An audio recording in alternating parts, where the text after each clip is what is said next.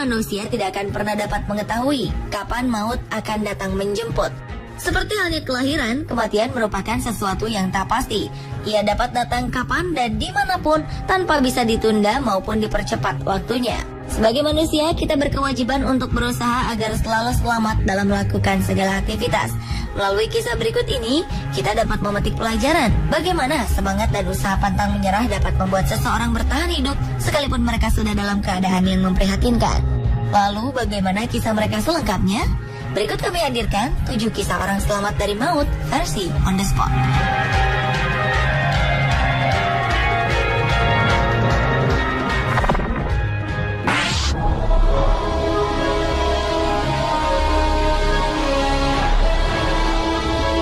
Diduga berkat tubuh gemuknya, pria berikut ini berhasil lolos dari percobaan pembunuhan setelah tubuhnya ditikam puluhan kali oleh orang yang diduga mengalami gangguan kejiwaan.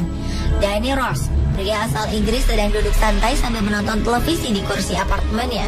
Tiba-tiba saja ia dikejutkan oleh terjangan Johnson yang langsung menghujamkan pisaunya secara bertubi-tubi. Awalnya Johnson hanya menyerang Danny dengan pukulan tangan kosong hingga ia jatuh pingsan. Setelah melihat lawannya roboh, Johnson kemudian menusuknya dengan pisau sebanyak 38 kali. Mendengar suasana gaduh apartemen, para tetangga Danny pun berdatangan dan langsung memberikan pertolongan dengan membawanya ke rumah sakit. Ajaib, setelah mendapatkan 70 jahitan di sekujur tubuhnya, Danny Ross berhasil lolos dari maut. Para dokter pun dibuat takjub karenanya. Mereka menduga jika tubuh gemuknya lah yang telah menghindarkan Danny Ross dari kematian. Diperkirakan, pisau yang digunakan Johnson tidak cukup panjang untuk melukai organ vital di dalam tubuh pria berumur 44 tahun ini.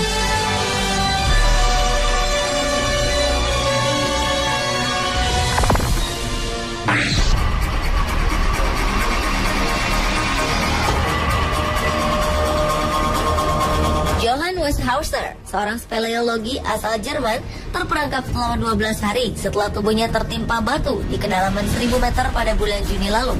Akibatnya, ia pun menderita luka pada bagian kepalanya, lalu terperosok hingga terjepit di antara bebatuan. Di kedalaman gua bawah tanah Gunung Bavaria, Jerman, tak ada yang dapat ia lakukan untuk meminta pertolongan. Sinyal telepon seluler pun otomatis terputus karena terhalang oleh timbunan gua yang begitu dalam. Di tengah kondisi yang sulit, ia kemudian mencoba bertahan hidup dengan meminum tetesan air yang merambat melalui celah di atasnya. Sementara itu, pencarian terhadap dirinya baru dilakukan beberapa hari berikutnya setelah keluarga merasa khawatir karena belum mendapatkan kabar darinya.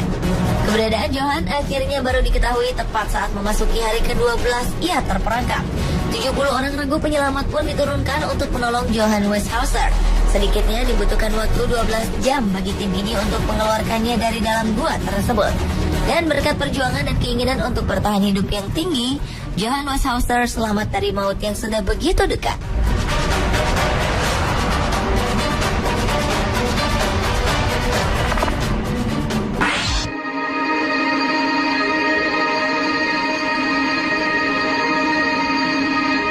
Peristiwa yang terjadi pada Mei 2003 ini mungkin menjadi sejarah penting dalam hidup Aaron Ralston saat ia sedang dalam perjalanan menyusuri Canyon Blue John di bagian barat Utah, Amerika Serikat. Sebuah batu tiba-tiba jatuh hingga menghimpit dan meremukkan lengan kanannya. Akibatnya ia terjebak sendirian di tempat itu. Di tengah keputusasaan akibat terjebak, ia berusaha mengatasi rasa haus yang luar biasa dengan meminum urinnya sendiri.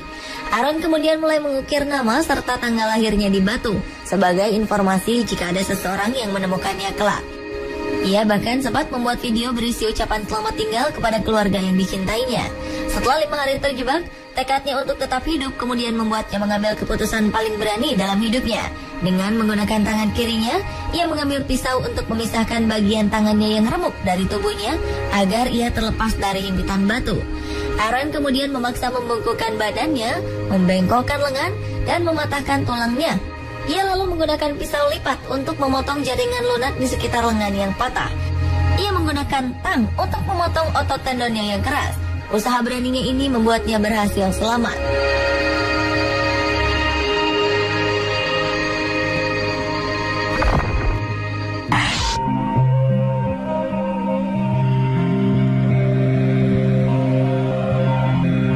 Nasib kurang beruntung harus dialami oleh seorang pesepeda bernama Robert Evans beberapa waktu lalu. Pria berusia 46 tahun ini ditabrak oleh dua jenis kendaraan berbeda dalam selang waktu beberapa jam saja. Awalnya ia sedang bersepeda di jalan raya tepat pada pukul 10 malam. Disinilah ia kemudian ditabrak oleh sebuah mobil hingga mengalami luka di beberapa bagian tubuhnya. Robert Evans pun pergi ke rumah sakit untuk mengobati luka-lukanya. Setelah menjalani perawatan selama beberapa jam, tepat pada pukul 3 pagi ia diperbolehkan untuk pulang. Robert menuntun sepedanya untuk kembali ke kota di mana ia tinggal. Namun karena jarak yang jauh, ia memutuskan untuk mengambil jalur melewati jembatan kereta api yang lebarnya hanya cukup untuk satu buah kereta saja. Sial bagi Robert, di saat bersamaan sebuah kereta melintas dengan cepat hingga ia tak dapat menyelamatkan diri. Akibatnya tubuhnya kembali ditabrak hingga ia terjatuh dengan sangat keras. Tubuh Robert ditemukan oleh petugas kepolisian dalam keadaan pingsan pada pukul 5 pagi. Ia lalu dibawa kembali menuju rumah sakit yang sama di mana ia dirawat beberapa jam sebelumnya dan ia pun selamat.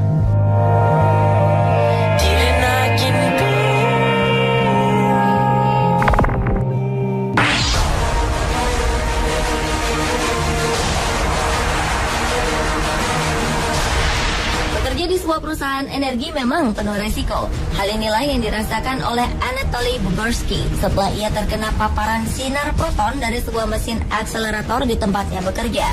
Kencangnya hembusan sinar yang menyerupai laser ini langsung meninggalkan lubang di bagian kepalanya. Laju sinar yang menembus dari bagian hidung sampai tengkorak di belakang telinganya membuat Anatoly kehilangan pendengaran pada telinga kirinya. Selain itu, ia harus menderita berbagai efek radiasi lain pada tubuhnya. Wajahnya langsung membengkak untuk beberapa lama. Efek gangguan saraf pun harus ia rasakan selama beberapa waktu. Ajaib, nyawanya dapat diselamatkan hingga ia dapat terus hidup untuk jangka waktu yang cukup lama. Padahal menurut pakar radiologi, efek paparan sinar proton yang dialami Anatoly memiliki kekuatan lebih dari 1000 panas matahari. Ini tentu sangat berbahaya dan dapat menyebabkan kematian, walaupun hanya mengenai sedikit bagian lengannya saja.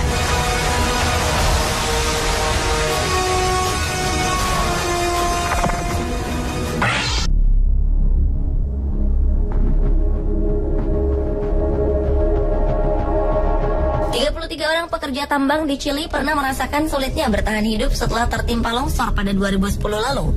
Di kedalaman sekitar 700 meter di bawah tanah, para pekerja tiba-tiba terjebak setelah dinding terowongan yang mereka buat runtuh. Ada dua kelompok yang terjebak dalam runtuhnya dinding terowongan ini. Kelompok pertama yang berlokasi di dekat pintu utama berhasil keluar beberapa saat setelah longsor terjadi. Sementara kelompok utama yang jauh berada di dalam terowongan terjebak tanpa sedikit pun celah untuk meloloskan diri. Berita pun cepat menyebar. Menteri Pertambangan Chili yang sedang berada di Ekuador segera kembali ke negaranya dan langsung berkunjung ke lokasi terjadinya longsor. Upaya penyelamatan rupanya cukup sulit dilakukan. Sementara pengeboran ulang dikhawatirkan akan membuat terowongan kembali runtuh dan menimbun orang-orang di dalamnya. Komunikasi yang dilakukan pun tak dapat bertahan lama karena telepon seluler milik penambang kehabisan daya.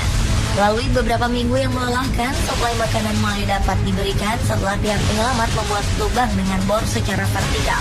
Dari lubang inilah, kemudian tim penyelamat memasukkan sebuah kapsul yang dapat dinaiki oleh satu orang penambang. Tepat pada hari ke-69 atau lebih dari 2 bulan setelah mereka terperangkap, satu persatu penambang berhasil diangkat dengan disaksikan langsung oleh Presiden Chili, Sebastián Piñera. Sang presiden pun langsung memeluk satu persatu para pekerja tambang yang berhasil diselamatkan.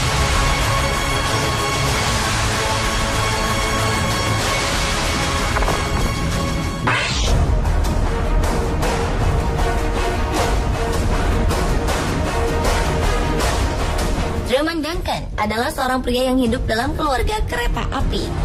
Ayah dan kakeknya merupakan teknisi di perkereta apian. Impiannya pun sejak kecil adalah menjadi seorang insinyur kereta api.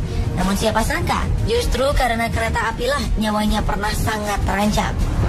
Peristiwa ini terjadi beberapa waktu lalu saat ia berusaha menyatukan 2 gerbong kereta seorang diri.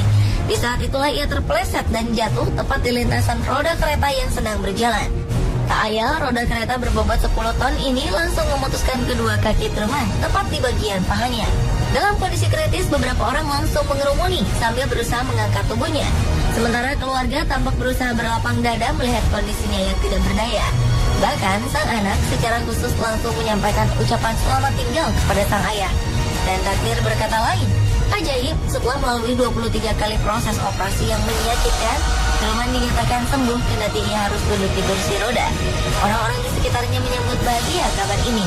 Mereka mengingatkan jika Truman merupakan orang yang sangat berani dan memiliki keinginan hidup yang tinggi.